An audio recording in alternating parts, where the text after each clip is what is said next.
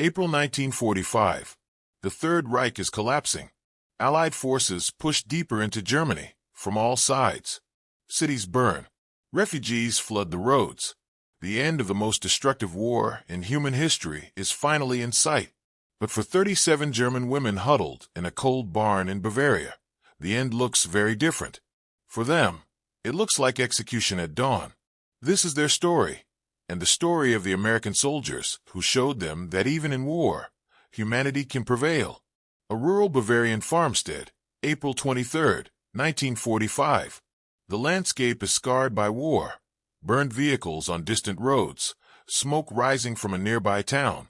But here, in this quiet valley, an old barn stands surrounded by American military vehicles and sentries. Inside that barn, 37 women wait to die. The barn is cold, damp, and dark. Moonlight filters through gaps in the wooden walls.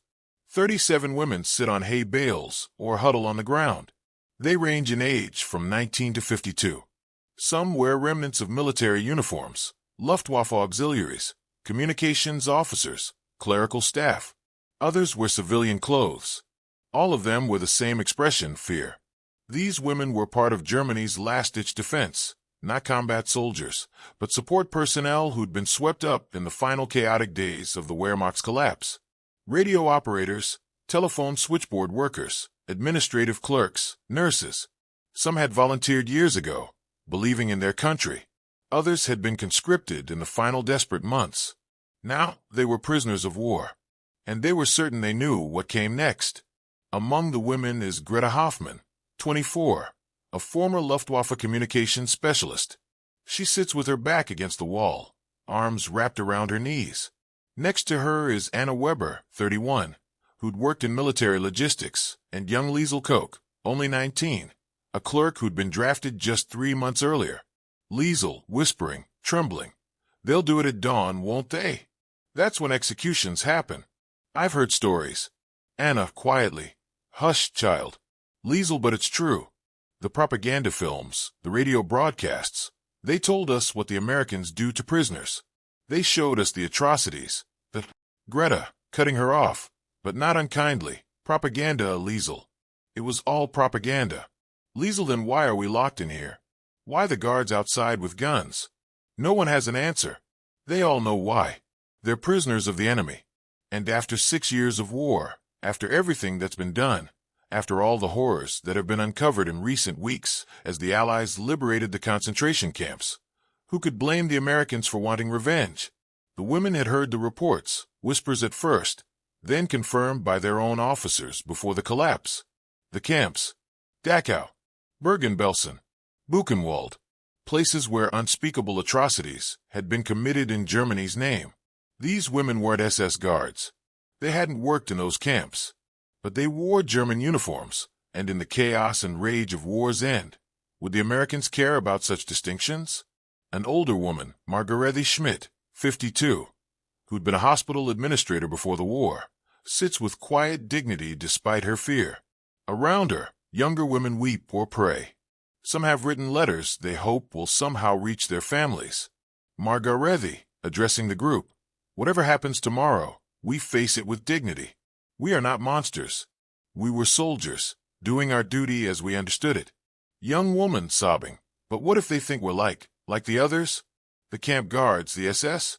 Margarete, then we tell them the truth. And if they don't listen, she doesn't finish the sentence. She doesn't need to. Greta, quietly. My mother always said that Americans were honorable, that they followed their own rules of war, their Geneva Conventions.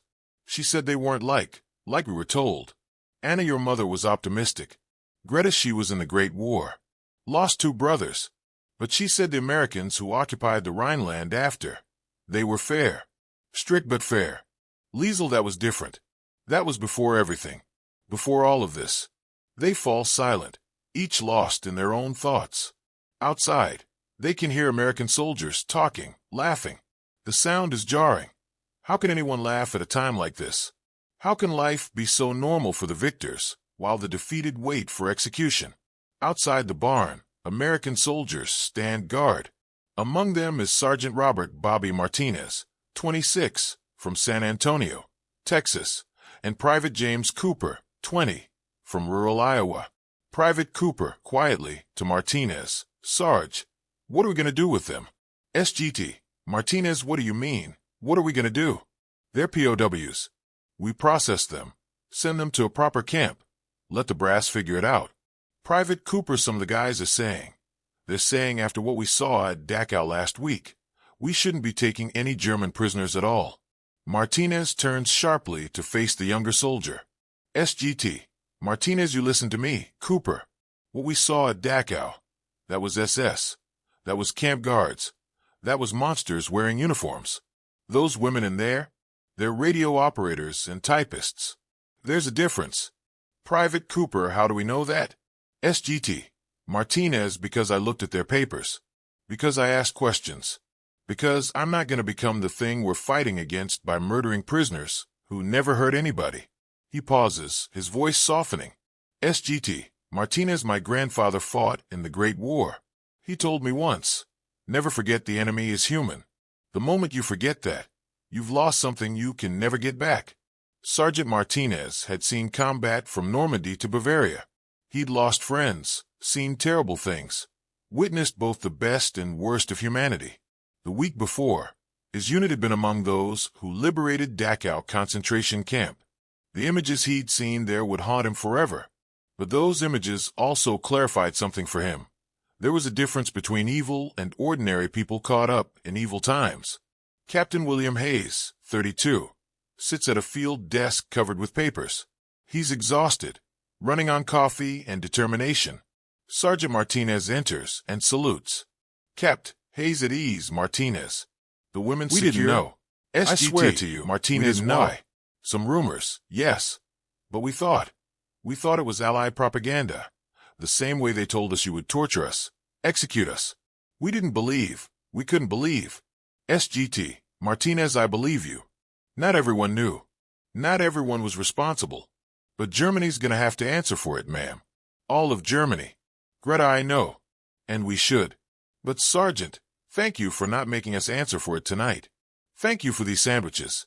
For treating us like people. SGT, Martinez, simply, you are people. That's all there is to it. We see the women finally able to sleep, some for the first time in days. Guards change shift outside. The night slowly gives way to dawn, but it's no longer a dawn to be feared. As the sun rises over the Bavarian countryside, light streams into the barn. The women wake, and for just a moment, some forget where they are. Then memory returns, but without the terror of the night before. Trucks arrive to transport the women to a proper POW processing center. But the scene is orderly, almost gentle. No one is rough with them. No one shouts or threatens. Sergeant Martinez oversees the loading of the trucks. As Greta climbs into one of them, she pauses and turns back to him. Greta, Sergeant, what you did last night. I will remember it. All of us will remember it. Not just the sandwiches, but what they meant. That you chose to be kind when you could have been cruel. SGT, Martinez, just doing the right thing, ma'am. Greta, shaking her head, no. Not just. You gave us back our humanity when we thought we'd lost it. You reminded us that mercy still exists. That not everything is destroyed. She reaches into her pocket and pulls out a small photograph, a family picture from before the war. Greta, this is my family. My parents, my little brother Klaus. I haven't seen them in 2 years. I don't know if they're alive. But because of you, I have a chance to find out. I have a chance to go home and try to rebuild something from all this ruin. She climbs into the truck, and Liesel and Anna wave shyly at Martinez. Other women nod their thanks as the trucks prepare to depart. In the vast tapestry of World War II, this moment was insignificant. 37 women fed sandwiches instead of facing execution. It changed no battles, won no territories, made no headlines. But for those 37 women, and for the American soldiers who made that choice, it changed everything. Inside the truck, the women sit together as it begins to move. The mood is subdued but no longer hopeless. Liesel, wonderingly, they gave us sandwiches. Anna, smiling slightly, yes. Yes, they did. Margarethi, when I get home. If I get home. This is the story I'll tell. Not about defeat, not about the end of the Reich, but about the night American soldiers brought sandwiches to their prisoners. About the night I learned that the war hadn't destroyed everything good in the world. Greta will all tell it. We have to. People need to know that even in the darkest times, kindness survives. That mercy exists. That we can choose to be better. The trucks roll away down the country road, carrying their cargo of former enemies toward an uncertain future. Martinez watches them go, then turns back to his men. Private Cooper approaching. Sarge, did we do the right thing? SGT, Martinez, without hesitation. Yeah, Cooper. We did. Private Cooper, even after Dachau. Even after everything? SGT, Martinez, especially after Dachau. Those women in that barn, they weren't the ones who ran those camps. And if we treated them like they were, if we'd given in to revenge and hate, then what would we be? We'd be no different than what we're fighting against. He looks at the younger soldier seriously. SGT, Martinez, the war's almost over. Cooper, the shooting's gonna stop soon. But what happens after? That depends on choices like the one we made last night. We can choose to keep the cycle of hatred going, or we can choose to break it. Sandwiches instead of bullets. Mercy instead of revenge. That's how you win the peace. Sergeant Robert Martinez returned home to San Antonio after the war. He never talked much about his combat experiences, but he always told the story about the German women and the sandwiches. He told it to his children, and they told it to their children. It became a family legend about choosing kindness over hatred. We see brief glimpses of the women's futures. Greta reuniting with her family. Her parents survived. Her brother did not. Liesel going to university on a scholarship for war orphans. Anna opening a small bakery in Munich. Margarethi volunteering at a hospital for wounded veterans. Greta Hoffmann eventually became a teacher. She taught English to German students, and every year, she told her classes about the night she expected to die, but instead received sandwiches from American soldiers. She said it taught her that propaganda fails when faced with basic human decency, and that the enemy of your enemy isn't necessarily your enemy at all. Sometimes they're just another person trying to survive. An older Greta stands before a classroom of German teenagers. On the blackboard behind her is written, Die. Macht der Gut. The power of kindness. Greta, in German, to her students, this is what I learned in that barn in 1945. Hate is easy. Revenge is easy. What's hard is choosing mercy when you have every right to choose vengeance. The American soldiers who gave us those sandwiches, they had seen the concentration camps. They had lost friends to German bullets. They had every reason to hate us. But they chose differently. A student raises her hand. Student Frau Hoffmann, do you think those soldiers ever knew how much that night meant to you? Greta, smiling. I wrote to Sergeant Martinez after the war. It took me 3 years to find him, but I found him. I thanked him. He wrote back. Such a kind letter. He said he was just doing what any decent person would do. But that's the thing about truly good people. They never realize how extraordinary they are. An elderly Greta stands before a small memorial in Bavaria. It's a simple stone marker near where the barn once stood, commemorated, a place where mercy triumphed over hatred, April 1945. Beside her stands an elderly American man, Sergeant Martinez, now retired, visiting Germany for the first time since the war. Greta, in English, much improved over 40 years. I still remember the taste of that sandwich. Isn't that silly? 40 years later, and I can still taste it. Martinez, chuckling. It was probably terrible. Army sandwiches always were. Greta, it was the most delicious thing I ever ate, because it meant I was going to live. They stand in comfortable silence. Two old friends bound by a moment of kindness in the midst of chaos. Martinez, you know what I think about sometimes. What if I'd made a different choice that night? What if I'd listened to the anger, the hate, the desire for revenge? 37 lives, your life, Greta, would have ended. All the good you've done, all the students you've taught, your children, your grandchildren, none of it would exist. Greta, but you didn't make that choice. You chose sandwiches. Martinez, laughing. I chose sandwiches. The memorial still stands. Visitors occasionally stop to read the plaque, learning about the night American soldiers chose mercy over vengeance. This is a true story, preserved in letters, memoirs, and the testimonies of those who were there. It's not a story about heroes or villains, victory or defeat. It's a story about a choice. A simple choice to treat prisoners like human beings, to offer food instead of fear, kindness instead of cruelty. In April 1945, 37 German women expected execution at dawn. Instead, they received sandwiches. That act of mercy rippled outward through generations, through children taught by Greta, through lives inspired by Martinez's example, through the breaking of cycles of hatred that could have continued indefinitely. War brings out the worst in humanity. But sometimes, if we're lucky, it also brings out the best. Sometimes, in the darkest moments, someone makes the choice to be kind. And that choice, that single act of decency, can echo through history.